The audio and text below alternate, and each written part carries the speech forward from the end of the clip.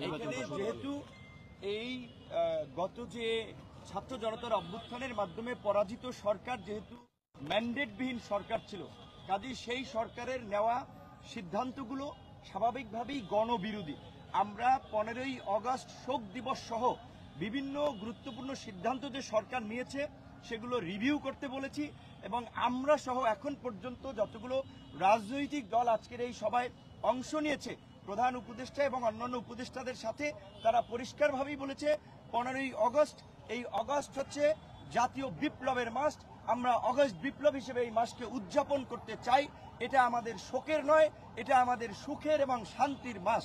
কাজেই এই 15ই আগস্টকে কেন্দ্র করে যে জাতীয় শোক দিবস, এই স্বৈরাচারী ফ্যাসিস্ট সরকারের যে নেওয়া সিদ্ধান্ত সেটা বাতিল করা এবং ওই দিন সরকারি যে ছুটি ছিল সেটাও বাতিল করে স্বাভাবিক কার্যক্রম চালু করা এবং আওয়ামী ফ্যাসিস্ট শক্তি 15ই আগস্ট থেকে 21শে আগস্টের মধ্যে ঢাকায় যে তাণ্ডব চালানোর একটা মহা পরিকল্পনা নিয়েছে, সেই পরিকল্পনায় সরকার যেমন আইন শৃঙ্খলা বাহিনীকে দিয়ে তারা মোকাবেলা করবে, একই সাথে আমরা এই আন্দোলনকারী ছাত্র জনতা নাগরিকদেরকে নিয়ে 2-1 দিনের মধ্যেই জনতার মঞ্চ গঠন করে এই গণহত্যায় জড়িত ঘাতক হাসিনার বিচারের দাবি এবং হাসিনা ও তার দোসরদের বিচারের দাবিতে ঢাকা সহ সারা দেশের রাজপথে আমরা অবস্থান নেব। পাশাপাশি আজকে আমরা 14টি বিষয় আমরা প্রস্তাবনা দিয়েছি।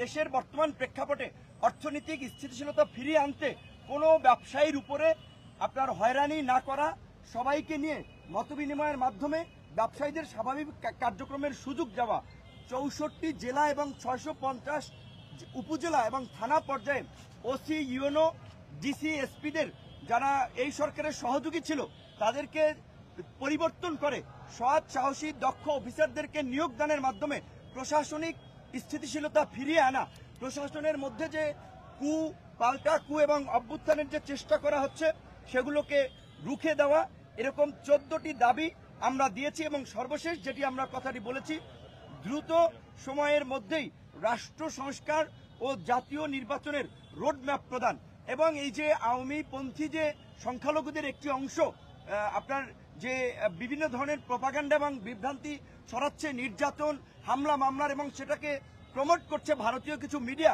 এই বিষয়ে আমরা সরকারকে জানিয়েছি এবং আমরা অনুরোধ করেছি সংখ্যালঘুদের এই হামলা মামলার বিষয়ে তদন্ত করার জন্য একজন সংখ্যালঘু বিচারপতি কিংবা বিশেষ ব্যক্তির নেতৃত্বে একটি তদন্ত কমিটি করে এই ঘটনার বিষয়ে আপনার ব্যবস্থা নেওয়ার এবং উপদেষ্টাদেরকেও আমরা সংখ্যালঘুদের সাথে মত বিনিময় করার আহ্বান জানিয়েছি। কারণ বিপ্লব উত্তর বাংলাদেশে কেউ অনিরাপদ নয়, সকলে নিরাপদ এবং সকলকে নিয়েই আমরা আগামীর বাংলাদেশ গড়ে তুলব এবং সেই বাংলাদেশ মানবিক সমৃদ্ধ বাংলাদেশ গঠন করার জন্য উপদেষ্টাদের যেই সময় প্রয়োজন, যেই সহযোগিতা প্রয়োজন তার সবটুকুই সব রাজনৈতিক দল করবে, সেই কমিটমেন্ট উপদেষ্টাদেরকে তারা করেছে।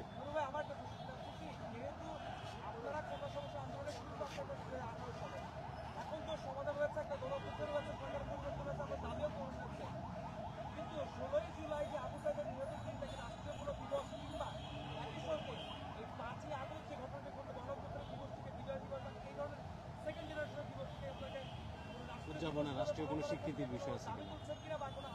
হ্যাঁ, আমরা অলরেডি বলেছি যে আগস্ট মাসকে অক্টোবর বিপ্লবের মতো আগস্ট বিপ্লব হিসেবে জাতীয় পর্যায়ের স্বীকৃতি দিয়ে এটা পালন করার এবং আপনারা জানেন যে এই মুহূর্তে এই সরকারের জন্য চ্যালেঞ্জ হচ্ছে আইন শৃঙ্খলা পরিস্থিতি স্বাভাবিক রাখা এবং জনজীবন তথা বাংলাদেশের পরিবেশকে শান্ত রাখা। যেহেতু এই যে পরাজিত ফ্যাসিস্ট শক্তি, দানবীয় শক্তি নানানভাবে দেশকে অস্থিতিশীল করার পায়তারা করছে, মরণ কামড় দেওয়ার চেষ্টা করছে, সেই সরকার এবং এই অভ্যুত্থানকারী ছাত্র জনতাকে সেটা রুখে দেওয়ার মধ্য দিয়ে স্থিতিশীল অবস্থা বজায় রাখাই এই মুহূর্তে চ্যালেঞ্জ। কাজেই আমাদের অনেক ডিমান্ড আছে, অনেক কিছু বলার আছে। আজকে আমরা অত বিস্তারিত আলাপে যাই নাই, 14 দফা দিয়েছি এই পরিস্থিতি নিয়ন্ত্রণ করার জন্য।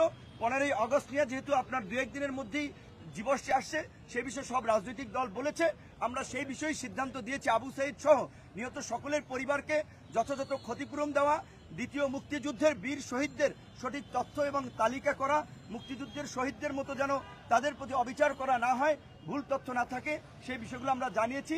উপদেষ্টারা কাজ করবে। এখন স্থিতিশীলতা, শান্তি ও স্থিতিশীলতা ফিরিয়ে আনা এবং ফ্যাসিস্ট আওয়ামী শক্তি যেন মাথা চাড়া দিয়ে উঠতে না পারে, পাড়া মহল্লায়, জেলা উপজেলায় সেই কাজটি করাই এখন ছাত্র জনতা নাগরিক সবার দায়িত্ব।